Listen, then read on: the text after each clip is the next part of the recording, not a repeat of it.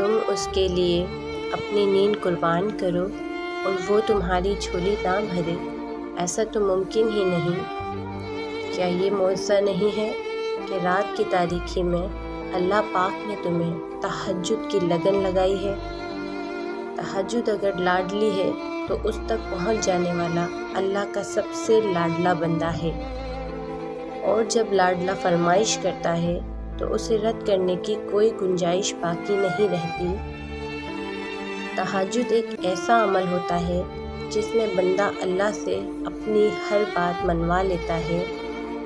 تہجد میں آنکھ سے گرنے والے آنسو اکثر دعاؤں کی قبولیت کا وسیلہ بن جاتے ہیں۔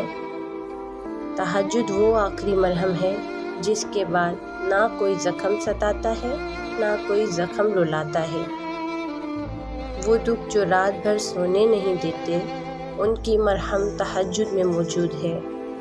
تہجد تک خود نہیں جاتے بلکہ تہجد تک لایا جاتا ہے۔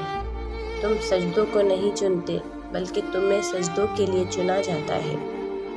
تہجد کی نماز تک پہنچ جاؤ تو سمجھ لینا کہ اللہ نے اپنے بہت قریب کر لیا ہے۔ تہجد کی نماز اپنے اندر کچھ راز رکھتی ہے جو صرف اللہ پاک سے محبت کرنے والے ہی جان پاتے ہیں۔